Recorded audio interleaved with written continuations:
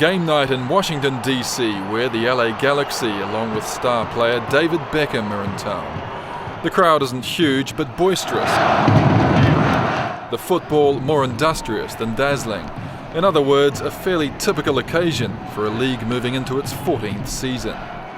We're definitely in a growth period still, our league. We're kind of entering, I guess, our early adolescence. An adolescent league that now involves 15 teams. But 3 more plan to join over the next 2 seasons, keen to mirror the experience of the MLS's 2 most recent expansion franchises.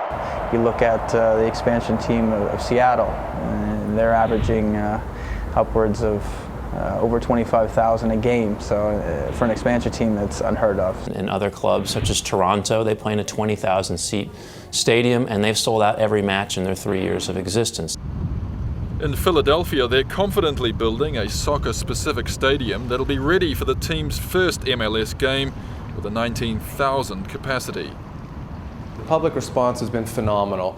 We have over 7,000 season tickets already, and that's with a very limited, if nothing at all, marketing campaign. Bronco's skill floats across, tie game! A new MLS franchise now costs $30 million, up from just $10 million 4 years ago. But TV revenues are still meagre, average attendances are struggling to get beyond the 16,000 mark, and a study by Forbes last year estimated only 3 franchises are actually operating at a profit. Goal Galaxy! Revenues haven't grown in the last few years the way we'd like them to. And if you listen to a typical sports radio station like this one in Washington, D.C., home of the league's most successful ever team, it's unlikely you'll hear them chatting about soccer. And this is a game that the Redskins at least have to score some points. The way we talk about soccer is pretty much in reference to, will soccer ever rise above the level it is right now? But in terms of actual discussion of games and players, there's very little of that.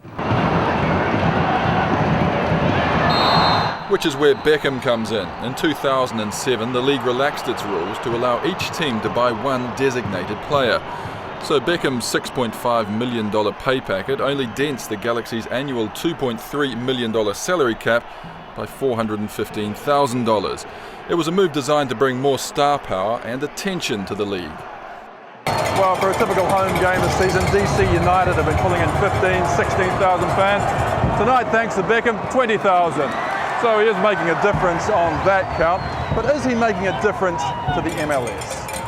Anytime you get a player his quality and the exposure, it's always good. When the Galaxy signed David Beckham in January of 2007, you could arguably say there probably was not a football supporter on this planet that now didn't know the Los Angeles Galaxy in Major League Soccer. Has he made a difference to soccer's profile over here? I don't think so. Other than his profile, but I don't think he's done for the game what they expected him to do. I think David's been good for the league. David, do you think you're making a difference? I would like to think so, but only time will tell.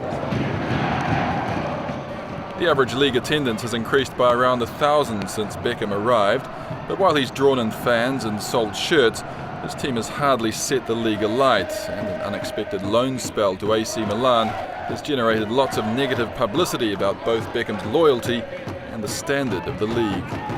I think, frankly, the controversy's been good. You're talking about it now, so regardless if it is bad press, it still is press. Last year was difficult, clearly, but we're happy with where he is, what he's doing for us and for the league. Is America still working for David Beckham? What do you think?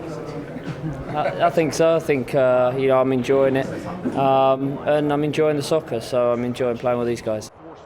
Whether or not he's helping, next year 10 of the league's 16 teams will be playing in their own soccer-specific stadiums, crucial for generating the revenues that could ultimately finance salaries for star players. In his Real Madrid days, he's put in a beautiful ball, and he's tied it! Recent exhibition games such as this one between the LA Galaxy and Barcelona, which drew 93,000 fans, show there is an appetite for top-quality football in the USA. However, there's still a long way to go.